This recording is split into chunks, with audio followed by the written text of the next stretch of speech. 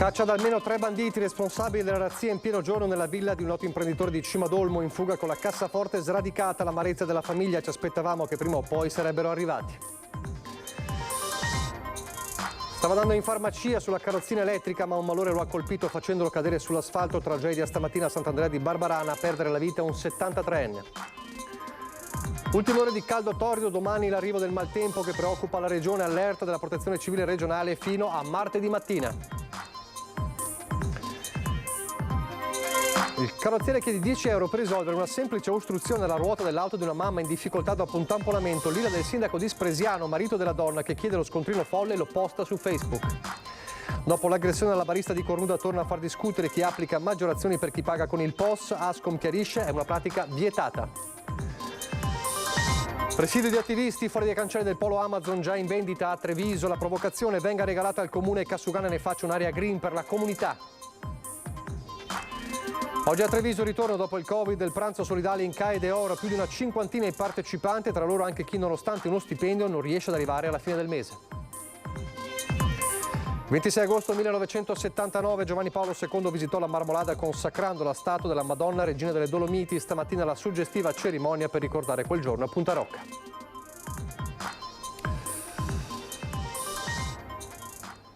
Telespettatori di Antena 3, buonasera e ben ritrovati con il telegiornale di Treviso. La caccia dei carabinieri ad almeno 3 banditi responsabili della razzia in pieno giorno nella villa di un noto imprenditore di Cimadolmo, in fuga con la cassaforte sradicata. Ce l'aspettavamo, prima o poi sarebbero arrivati. È così che commenta la famiglia Dal Santo, imprenditori dolciari noti nella zona, dopo il furto nella loro abitazione a San Michele di Piave, frazione del comune di Cimadolmo. Sarebbero almeno 3 i banditi a volto coperto che in pieno giorno avrebbero scavalcato il recinto, intrufolandosi in casa, sicuri dell'assenza dei proprietari. L'obiettivo era chiaro: la cassaforte di famiglia completamente sradicata e caricata su un'auto parcheggiata in via Don Bosco, lì a 2 passi dalla chiesa. Sono fatti gravissimi, capisco i problemi che hanno creato sia la famiglia, che giustamente è stata turbata da questo gesto davvero impressionante, che era da una vita che non succedeva a Cimadolmo, da quasi 12 anni. Sono scappati aprendosi il cancelletto, racconta la famiglia Dal Santo. Cassaforte, gioielli di famiglia, oggetti personali. Caricato il bottino in auto, i malviventi sono fuggiti sotto gli occhi di alcuni testimoni, imboccando poi la direzione San Donà. Sempre secondo alcune testimonianze, i malviventi a bordo di una Maserati sarebbero stati rintracciati nella zona di Noventa, a volto coperto anche durante la fuga. Indagano i carabinieri di Conegliano, al setaccio, le immagini di videosorveglianza del territorio. Abbiamo anche un impianto di videosorveglianza che è uno dei primi e quindi è funzionale, e di là riusciremo a risalire tramite la forza dell'ordine a come sono stati fatti gli eventi e questi personaggi che in realtà sono intervenuti. Stava andando in farmacia, un malore forse per il caldo lo ha colto facendolo cadere dalla carrozzina elettrica. Per lui non c'è stato nulla da fare. La tragedia di un 73enne a Sant'Andrea di Barbarana questa mattina. Stava percorrendo l'argine che costeggia la strada principale che dal centro di Sant'Andrea di Barbarana, dove viveva, porta alla farmacia a bordo della sua carrozzina elettrica, quando, probabilmente colto da un malore, ha perso il controllo ed è caduto sulla strada. Ha perso la vita così Cesare Trevisan, 73 anni, Cesarino, come era conosciuto in paese. Un'altezza elevata, un impatto troppo forte per l'anziano morto sul colpo. Tempestivo l'arrivo dell'ambulanza e dell'elisoccorso, ma per Cesare Trevisan non c'è stato nulla da fare. Ancora scossi, alcuni passanti residenti di Fagarè della Battaglia e di San Biagio, che si sono fermati lungo la strada poco dopo l'incidente. Con sto caldo qua, lui è senz'altro che un malore, perché per solito lui camminea, insomma, si arrangia. L'ho visto qua per terra e l'ho conosciuto subito, che era un amico di famiglia. E basta, come che è successo le robe non lo so, come che è successo. Un signore conosciuto nella zona, mi diceva? Sì, l'ho conosciuto la zona qua bene e tutto quanto, perché suo fratello è in Svizzera, che ogni tanto suo fratello viene sempre qua giù. Un signore riservato, non aveva famiglia ma abitava con il fratello quando questo tornava qualche giorno da Zurigo, dove abita. Da poco erano tornati in Svizzera i nipoti, venuti qualche giorno nel Trevigiano. Il caldo dunque potrebbe essere una delle concause che ha portato questo anziano a perdere il controllo del suo mezzo e a cadere rovinosamente sull'asfalto. Un caldo che, come sappiamo, ha le ore contate, il maltempo è in arrivo ed è scattata l'allerta meteo della Protezione Civile regionale. Dalla serata di domani, quindi da domani sera fino alle prime ore di martedì, le previsioni sono di condizioni di tempo instabile, da instabile a perturbato, con rovesci e temporali localmente anche di forte intensità, locali grandinate e raffiche di vento a partire dalle zone montane e poi in successiva estensione anche alla pianura lunedì. I quantitativi di precipitazione potranno risultare, dice la Regione, complessivamente consistente. Dunque per tutta la Regione lo scenario sarà caratterizzato da fenomeni intensi e in rapida evoluzione. Quindi da domani sera dalla montagna e la discesa poi verso la pianura lunedì di questi nubifragi anche locali grandinate. Sappiamo cosa ha sofferto anche la Marca con le grandinate e i nubifragi di questo periodo. Adesso torniamo a parlare dell'aggressione alla barista di Cornuda. Torna a far discutere dopo questo fatto chi applica maggiorazioni per chi paga con il POS. Al di là della ferma condanna ovviamente dell'episodio, Ascom chiarisce: è una pratica vietata. Non è possibile ad oggi fare applicazioni di maggiorazioni così anche arbitrarie al cliente se il cliente paga cash o con moneta elettronica. Questo non si può fare. Premessa la ferma condanna all'aggressione avvenuta al Bar Dan di Cornuda, l'indicazione della presidente di FIPE Unascom di Treviso non lascia margine di dubbio. Maggiorazioni sugli scontrini che non possono quindi essere applicate se si paga con bancomat. Possibile quindi che il bar di Cornuda venga segnalato all'autorità garante della concorrenza e del mercato, alla quale poi spetta erogare le sanzioni. Non è possibile anche e soprattutto poi decidere quanto, cioè 50 centesimi sono il frutto di quale calcolo, perché potrebbe essere 1 euro o 50 centesimi o 30 o 20, quindi non è comunque possibile, come non è possibile decidere di informando anche il cliente che sopra determinate cifre di spesa si può accettare il pagamento con carta di credito o bancomat e al di sotto no. Pagamenti elettronici che tornano al centro del dibattito anche alla luce dei fatti di cronaca di questi giorni. Ed è bene ricordare che invece il cliente deve essere ben informato al momento del consumo attraverso un listino prezzi che deve essere nel caso di pubblici esercizi esposto in maniera ben visibile all'esterno del locale, per cui il cliente da fuori deve già avere un'idea di quali sono i costi ai quali va incontro e se c'è una maggiorazione che di solito è prevista per il servizio. Una maggiorazione legalmente riconosciuta, di solito del 10 o del 20%, a discrezione dell'esercente, che viene applicata per i servizi offerti ai clienti. Spesso serve a rientrare in diverse spese, tra cui quella di mantenimento dei plateatici. Resta però la problematica dei costi dei servizi POS che gravano soprattutto alle piccole imprese. È del 31 luglio la firma da parte delle associazioni di categoria, Sistema Bancario, Circuiti e Ministero dell'Economia e delle Finanze, dell'accordo che mira a ridurre il costo per le transazioni inferiori ai 30 euro e che prenderà avvio dopo l'estate. Allegato a questo accordo c'è un modello standard di schematico perché si possa vedere in maniera molto semplice quali sono i costi che i vari circuiti bancari, i vari sistemi bancari applicano qualora un imprenditore volesse aprirsi un conto corrente e di conseguenza ricevere un POS. Dalle maggiorazioni, chiamiamole fantasma, agli scontrini pazzi, come quello postato su Facebook, sulla sua pagina Facebook, dal sindaco di Spresiano Marco Della Pietra, arrabbiato per un episodio che lo riguarda molto da vicino. 10 euro. Sì, 10 euro per 2 minuti, quindi 300 euro all'ora, neanche male. Questa è la tariffa per aver soccorso una mamma con una figlia di 4 anni con l'auto tamponata e ferma in strada. Nello specifico la moglie e la figlioletta del sindaco di Spresiano, che racconta così la vicenda. Mia moglie ieri è stata tamponata e ha chiesto aiuto perché il danno aveva provocato un'ostruzione alla ruota sinistra posteriore e chi l'ha aiutata poi le ha chiesto 10 euro per il disturbo. In realtà il ragazzo di un distributore vicino, che ha semplicemente liberato la ruota con un levarino, non aveva chiesto nulla. È stato il suo titolare a pretendere 10 euro perché il tempo è denaro. L'intervento è costato più della leva. Sì, direi di sì, però ecco è proprio il senso, no? Parliamo tanto di comunità, di appartenenza, di aiutarci, cioè una mamma con la bambina, dico caspita, vai a chiedere anche i 10 euro, mi pare francamente fuori luogo. Tant'è che una volta preso il fatto è stato lo stesso sindaco a tornare al distributore per farsi battere lo scontrino per la prestazione del Levarin. Lo scontrino, che poi gli scontrini vanno fatti, voglio dire.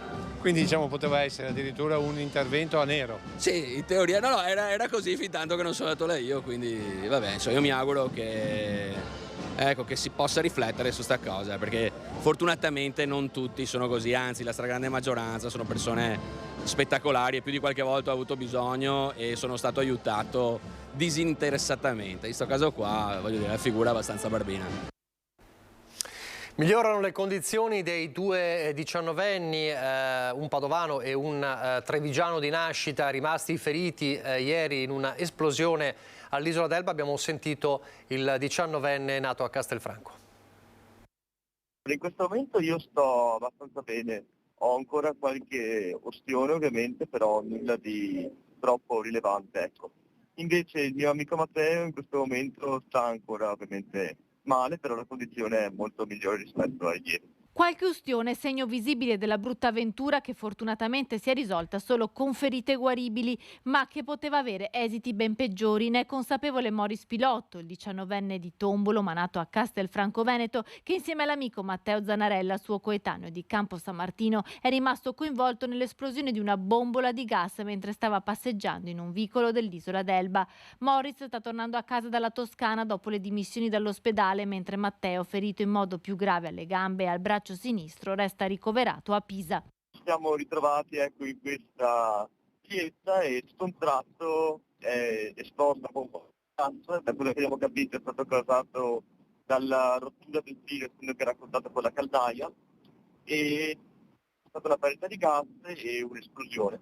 L'esplosione ieri mattina mentre i due amici stavano andando a comprare il pane per la colazione. Moris e Matteo erano all'Elba per una vacanza post maturità con altri 7 amici che ora sono rimasti sull'isola. Gli altri 7 sono rimasti lì, come giusto che sia anche. Torniamo a Treviso con il presidio di attivisti questa mattina fuori dai cancelli del polo Amazon di Treviso. Come sappiamo, l'abbiamo raccontato in questi giorni, il polo pronto ma già in vendita. Allora il presidio con una proposta che è una provocazione, ma fino a un certo punto.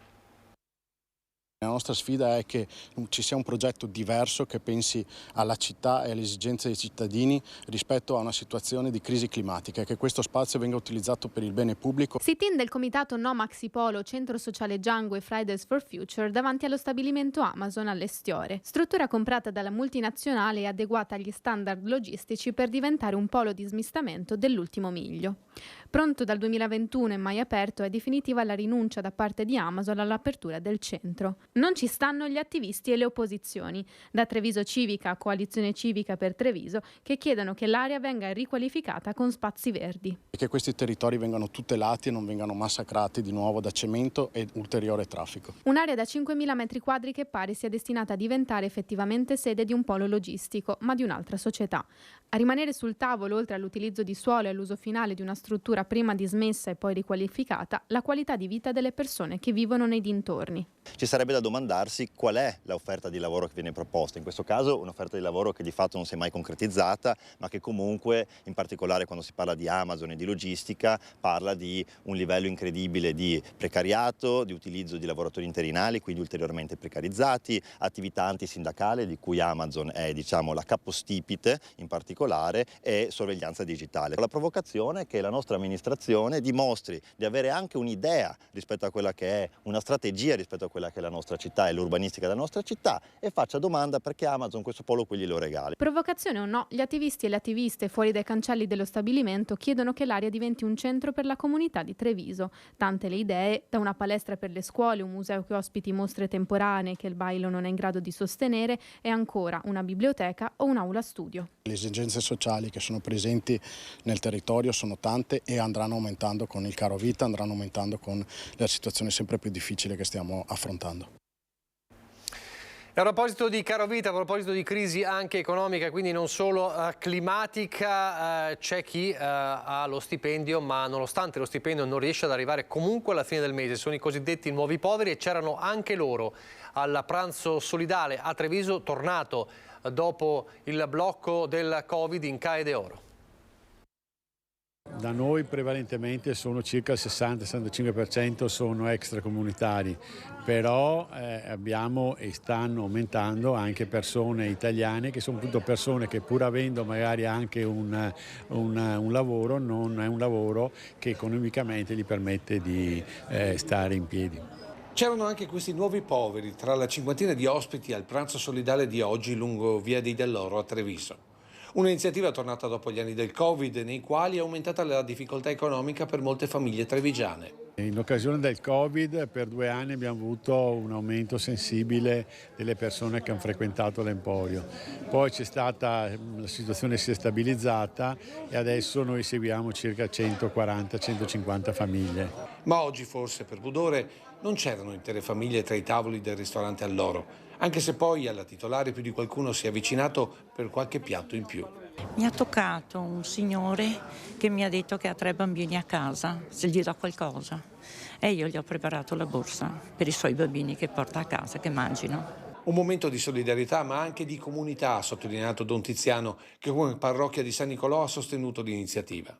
Volevamo qua augurarvi buon appetito e anche un buon momento di tranquillità, di poter stare in pace e non stare sempre da soli in giro per le strade, perché credo che questo sia un fatto poco simpatico e che si digerisce male la solitudine. Una situazione ben nota al comune di Treviso che sin dalla fine degli anni 70 aveva attivato il ristorante economico e che ora ha in cantiere una nuova struttura vicino al comando dei vigili urbani. Verrà costruito un nuovo centro all'ex macello in via Castello d'Amore per accogliere appunto queste persone in difficoltà, cioè quelle che sono in questo momento vicino a Palazzo Moretti verranno trasferite lì e verranno accolte anche altre persone. Diventerà proprio un centro diurno per le persone che non hanno da mangiare, in poche parole. Intanto oggi il pranzo solidale ha regalato un sorriso su questi volti, ognuno con la propria storia, fatta di momenti di difficoltà ma anche di sogni.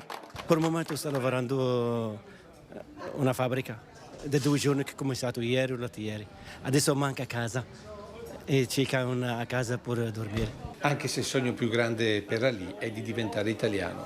Fare il giuramento per fare italiano. Dalla crisi economica al tema della sanità, terreno di scontro in questi giorni politico con l'attacco nel centrodestra, con l'attacco di Flavio Tosi, coordinatore regionale di Forza Italia, a Luca Zaia. Un Tosi che non retrocede di un passo e dice non è livore personale ma un problema che esiste ed è concreto. Nel silenzio generale della Lega, solo il salviniano Massimo Bitonci, sottosegretario all'economia, che del governatore è un rivale storico, è venuto in soccorso in queste ore a Luca Zaia di fronte all'attacco di Flavio Tosi in materia di sanità. Altro leghista, Tosi, è andato ben presto in rotta di collisione col presidente del Veneto. Accuse infondate, solo livore da parte di Tosi, dice Bitonci, ma il coordinatore regionale di Forza Italia, che una replica se l'aspettava semmai da Zaia, non torna sui suoi passi. O magari dovrebbe, anziché buttare la palla in tribuna, lui e la Lanzarin, rispondere sul tema. Non è una questione di polemica politica, è un tema che ha posto il presidente delle case di riposo dicendo siamo sotto e dovremo aumentare le rette, ed è un tema, quello delle liste d'attesa. Che la sanità in Veneto abbia bisogno di un complessivo ripensamento lo ha capito anche Fratelli d'Italia, rincara il coordinatore azzurro. Se fosse una rivalità fra Flavio Tosi e Luca Zaia, allora tutti quelli che ci stanno guardando da casa o dal bar, da dove hanno la televisione che ci guardano, direbbero caspita, Tosi attacca Zaia per motivi personali perché il sistema sociosanitario veneto va da Dio, le liste d'attesa non ci sono, in RSA si trova posto per i nostri anziani, le rette sono calmierate. Se è così, gli attacchi di Flavio Tosi sono insensati, ma siccome non è così, perché questi problemi ci sono, il sottoscritto, ripeto, ha preso atto delle dichiarazioni fuori luogo dell'assessore Lanzarin, che ha detto che se ci sono problemi nelle case di riposo è colpa dello Stato, che non ha nessuna competenza, e ho spiegato alla Lanzarin, che già lo sa, che la competenza sulle case di riposo è regionale e quindi sono loro a dover intervenire. Prove di forza in vista delle elezioni regionali. Di sicuro Tosi, da coordinatore di Forza Italia, non ha intenzione di giocare un ruolo da comprimario e su una sua eventuale candidatura a presidente risponde: Non ci fosse un ulteriore mandato, se spettasse a Forza Italia, ma ripeto lo si saprà ben più in là, a quel punto Forza Italia potrà scegliere fra Flavio Tosi e altri esponenti regionali o parlamentari o sindaci che oggi Forza Italia esprime in Veneto. Quello tra Zaia e Tosi non è l'unico botta e risposta tra alleati nel centrodestra di queste ore. Il post dell'assessore leghista Roberto Marcato, che ironizza sul criterio di meritocrazia con cui Giorgia Meloni, dopo il cognato Francesco Lollobrigida, ministro dell'Agricoltura, ha nominato a capo della segreteria politica di Fratelli d'Italia la sorella Arianna, non è piaciuto al partito della Premier, che cerca comunque di scansare le polemiche. A mio modo di vedere, la meritocrazia in questo caso è stata applicata perché Arianna Meloni è una persona che merita e giustamente oggi ha un incarico importante nel nostro partito.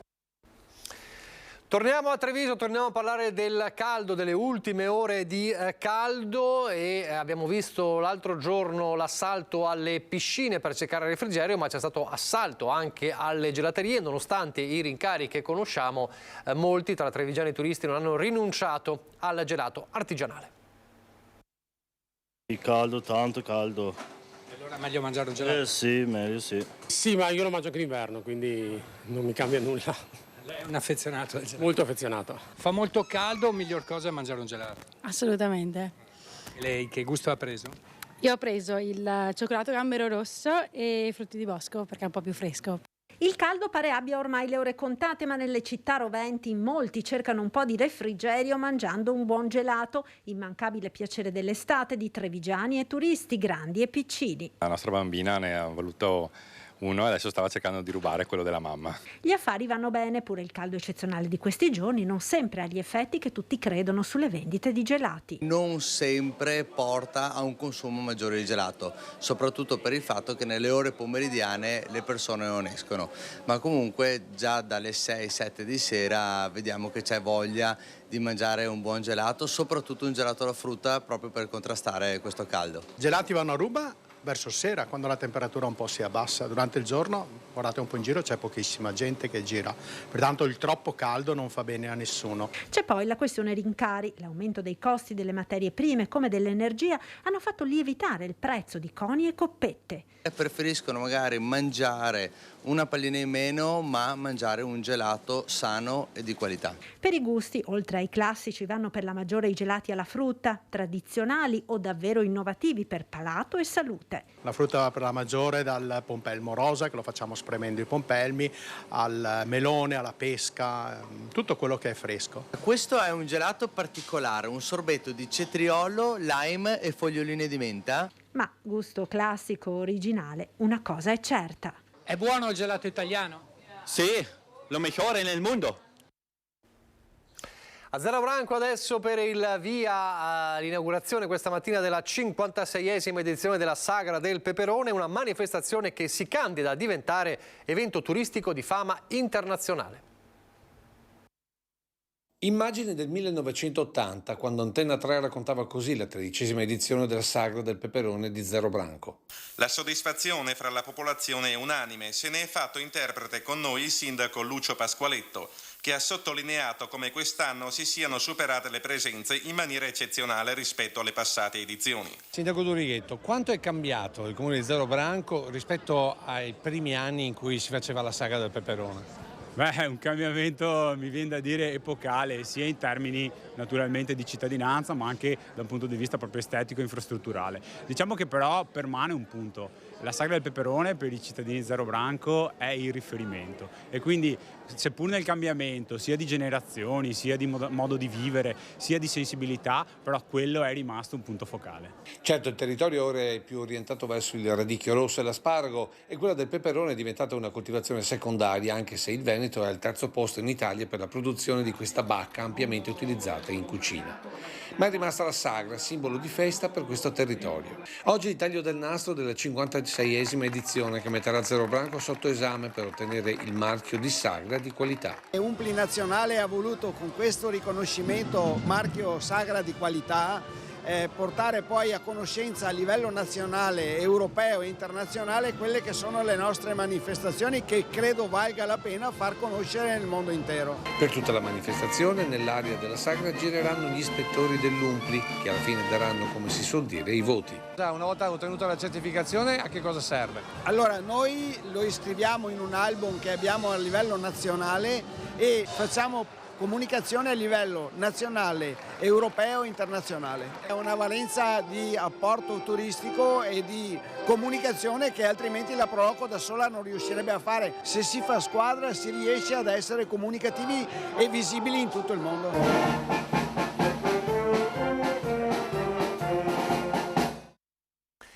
Dalla festa che prende il via oggi a Zero Branco, alla festa di oggi a San Biagio di Callalta per i 100 anni di Giuseppe Lorenzoni. Il suo segreto per arrivare ancora in forma a quest'età: non stare mai fermo. E così anche stamattina ha tagliato l'erba con il decespugliatore. Tanti auguri a te! Circondato da tutta la famiglia, i 4 figli e i 6 nipoti, ha festeggiato il traguardo dei 100 anni Giuseppe Lorenzon. A portare gli auguri ed un riconoscimento da parte di tutta la comunità di San Biagio di Callalta la sindaca Valentina Pillon. Questa qui è per lei, un piccolo riconoscimento. Emozionato, quasi stupito per tante persone, nonno Giuseppe è ancora lucidissimo e conserva i tanti ricordi belli ma anche dolorosi della sua lunga vita, sempre all'insegna del tanto lavoro e segnata dall'esperienza difficile della guerra. Bisogna lavorare perché tirare avanti la famiglia, dopo in più la guerra, che è nata abbastanza bene, poi morire grazie a Dio. Perché il nostro destino era essere andati in Russia, eravamo pronti per imbarcarsi e andare in Russia. Dopo mi ha trasferito a Napoli, gli americani sbarco a Salerno, là bombardamenti e dichiarai in prima linea se capitava. Grande lavoratore, ha trascorso tutta la vita sui campi ed anche oggi, nonostante le 100 primavere sulle spalle, nonno Giuseppe non riesce a star fermo e continua ad uscire con trattorino e decespugliatore per tagliare l'erba. Non resisto a stare sempre, che il momento che ho buono cerco di muovermi da fuori, fare qualcosa, ringraziando Dio, non c'è proprio da lamentarsi, perché nonostante tutte i sacrifici che mi ha fatto, battaglie, questo e quello, insomma, si tira avanti. E allora, tanti auguri, nonno Giuseppe.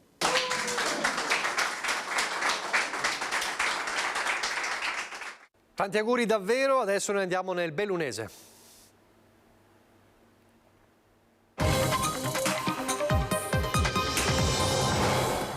Apriamo con la cronaca, con l'ennesima tragedia in montagna. Un'escursionista tedesca di 55 anni ha perso la vita precipitando per circa 200 metri dalla ferrata Bepi Martini al campanile Colesei in Val Comelico, che stava percorrendo assieme al marito.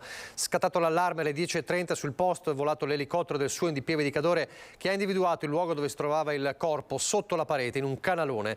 Sbarcati con un verricello, il tecnico di elisoccorso e il medico non hanno potuto fare altro che constatare il decesso della donna. Il marito, che aveva assistito al dramma ed era ridisceso, ha riferito che la donna, perfettamente attrezzata nel momento della caduta, era slegata dal cavo e si era staccato l'appiglio a cui si teneva. Contagiata dalla dengue durante un viaggio a Cuba, una donna residente a Feltre ora è in isolamento nella sua abitazione. ULSS 1 e Comune hanno attivato le procedure per disinfestare la zona dalle zanzare. Al rientro da Cuba ha iniziato ad accusare febbre, mal di testa, dolori articolari. Gli accertamenti sulla donna hanno confermato la malattia, dengue. La donna, residente a Feltre, ora isolata a domicilio ed in buone condizioni. Di origine virale, la dengue è trasmessa all'uomo nel nostro territorio dalle zanzare tigre, che hanno a loro volta appunto una persona infetta. Di qui l'importanza della disinfestazione nelle aree circostanti l'abitazione della persona contagiata nel raggio di 200 metri. Il servizio igiene dell'ULSS 1 ha messo in atto un primo trattamento larvicida, al quale seguirà un trattamento adulticida in 3 tornate. La ditta di disinfestazione incaricata del trattamento e la polizia locale di Feltre stanno curando l'informazione ai residenti nella zona interessata dall'intervento. Il servizio veterinario dell'ULSS sta contattando gli apicoltori e i proprietari di eventuali animali al pascolo per far loro adottare le necessarie precauzioni. L'economia fuga dall'artigianato in Veneto negli ultimi 10 anni ha chiuso il 19% delle botteghe artigiane, a Belluno il 20% delle imprese ha abbassato le serrande. Basta osservare con attenzione i quartieri di periferia e i centri storici per accorgersi che sono tantissime le insegne che sono state rimosse e altrettante sono le vetrine non più allestite, perennemente sporche e con le saracinesche abbassate. Vetrine che si spengono, serrande che si abbassano, continua a diminuire il numero delle botteghe artigiane presenti nel nostro paese. Sono impietosi i numeri fotografati dall'ultima indagine della CGA di Mestre. Negli ultimi 10 anni in Italia si sono perse quasi 325.000 imprese, 37.500 in Veneto. Nella classifica provinciale a stare peggio sono Rovigo e Verona, che perdono rispettivamente il 26 e 23% di imprese artigiane, ma spicca il terzo posto di Belluno, che ha visto chiudere il 20% delle botteghe artigiane negli ultimi 10 anni. Va meglio, si fa per dire, a Treviso, provincia veneta, che registra il calo minore, meno 16%. Il lavoro manuale piace sempre meno ai giovani e nelle imprese il ricambio generazionale è insufficiente. La concorrenza della grande distribuzione è feroce, affitti e tasse sono sempre più care. Molti artigiani hanno deciso di gettare la spugna, ma anche le abitudini dei consumatori sono cambiate. I prodotti artigianali sono diventati sempre più beni di nicchia e di lusso, soppiantati dal fatto in serie. Ma assieme a sarti, calzolai, falegnami, fabbri, sta scomparendo anche il ruolo sociale delle botteghe artigiane nelle città. Le città, infatti, non sono costituite solo da piazze, monumenti, palazzi e nastri d'asfalto, ma anche da luoghi di scambio dove le persone si incontrano anche per fare solo due chiacchiere. Queste attività artigiane vanno salvate perché conservano l'identità di una comunità e sono uno straordinario presidio in grado di rafforzare la coesione sociale di un territorio. Autorità civili, religiose e militari stamattina in vetta alla montagna più alta delle Dolomiti, tutti insieme per ricordare un giorno assolutamente speciale di 44 anni fa. Un tempo che fu, una messa come allora. Ecco come il vescovo ricorda chi fu papa, ricordando colui da cui prese il nome da pontefice. 44 anni fa Giovanni Paolo II, San Giovanni Paolo II, salì l'anno successivo all'elezione del Papa predecessore Giovanni Paolo I, Albino Luciani. Quindi in questo giorno è il giorno dell'elezione di Giovanni Paolo I. Dopo un anno, dopo i 33 giorni era morto, è stato eletto Wojtyła Giovanni Paolo II e quindi è venuto a ricordare l'anno prima l'elezione del suo predecessore. Quindi l'evento dell'arrivo qui il 26 agosto del 79 di Giovanni Paolo II ha segnato questo ulteriore sviluppo di eventi. È stata la salita sua quassù in una bufera di neve, anche quella è storica perché il 26 agosto ne soffrì anche il Papa perché ritardarono di 2 ore anche la celebrazione poi nella serata a Belluno. Ricordi di un tempo passato, ma con il pensiero proiettato dall'attualità a un futuro che preoccupa. L'altro evento che oggi diventa evidente è quello che cosa sta dicendoci la natura, il ghiacciaio sta parlando, sta dicendo il suo gemito. Ecco, quindi è un insieme di eventi che ha molto da dire e sta interpellando tutti, penso ognuno con quello che può e deve ed è chiamato a fare. Papa Luciani, ricordato quasi in contemporanea anche a Canale d'Agordo dal cardinale Beniamino Stella, che ne ha ripetuto le parole pronunciate nel 1958, poco prima di essere nominato vescovo di Vittorio Veneto. Penso che il Signore continua anche adesso col suo vecchio sistema, prende i piccoli che sono nel fango e nella storia e li solleva alle altezze, chiama dai boschi, dai campi, dalle reti la povera gente e ne fa dei grandi.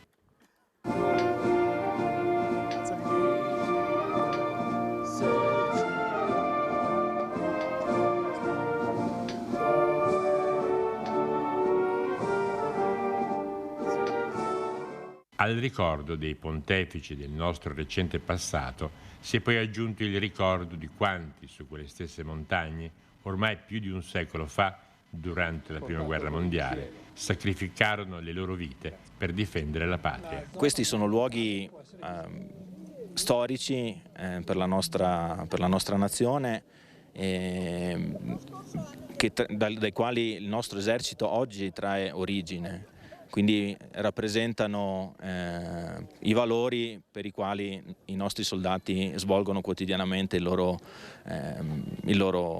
mestiere, insomma, al servizio dello Stato. Il suo sentimento personale nell'essere qua? È di grande gioia, commozione, rispetto e privilegio. Col di Cugnan, Lizzona La Secca, via Papa Luciani, Paiane, Casan, via dei Martiri. Sono solo alcuni dei punti attenzionati dal piano di interventi per la sicurezza stradale nel comune di Ponte nelle Alpi. Strade più sicure grazie allo stanziamento di 190.000 euro previsto dalla Giunta Comunale di Ponte nelle Alpi. Approvata la prima tranche di interventi in vista dell'autunno. Occhio di riguardo alla manutenzione dei piani viari della mobilità comunale e al miglioramento complessivo della sicurezza. Fanno parte di un pacchetto di 2 milioni di euro che sono stati investiti dall'amministrazione comunale di Ponte nelle Alpi in questi ultimi anni. Fanno parte di interventi che riguardano gli asfalti in tutte le frazioni del comune, marciapiedi, in particolare ricordo un contributo di 700.000 euro del PNRR sui marciapiedi di Viale Cadore, tutta la segnaletica orizzontale e verticale e tutta la progettualità legata anche alla illuminazione a LED. Saranno interessate varie frazioni con la realizzazione di nuovo manto in conglomerato bituminoso e verrà migliorata l'efficienza drenante del sottofondo attraverso il rifacimento dello stesso, la posa di manufatti per la captazione e l'allontanamento delle acque di superficie. È fondamentale una sicurezza laddove passano quotidianamente nel nostro centro abitato 24.000 auto al giorno, è necessario fare interventi di sicurezza e salvaguardia delle persone e dei pedoni, oltre a tutta la rete delle piste ciclabili. È tutto per questa edizione, vi lascio le previsioni del tempo, grazie per averci seguito, arrivederci.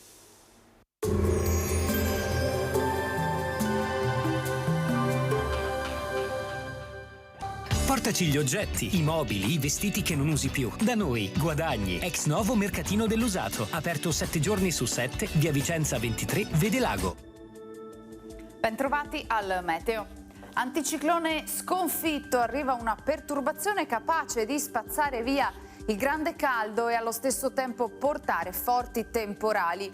Primi segnali di cambiamento già domenica 27 agosto. Vediamo allora insieme il dettaglio. Sul Veneto tutto sommato la giornata sarà discreta, spazi di sereno anche ampi, addensamenti nuvolosi dal pomeriggio sulle zone montane, pedemontane e in generale sui settori più occidentali della regione con rovesci sparsi in propagazione verso sera al resto dei settori. Attenzione al rischio di fenomeni violenti con grandinate e forte vento.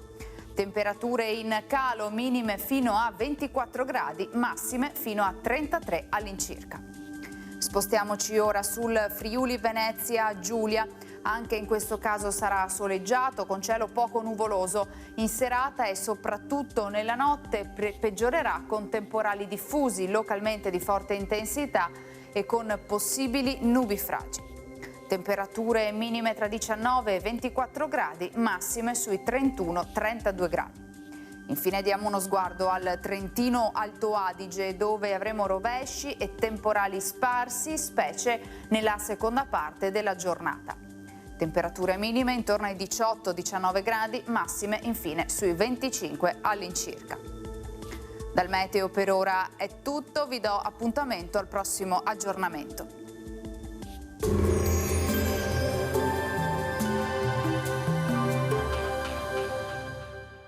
Portaci gli oggetti, i mobili, i vestiti che non usi più. Da noi, guadagni. Ex novo mercatino dell'usato. Aperto 7 giorni su 7, via Vicenza 23, Vede Lago.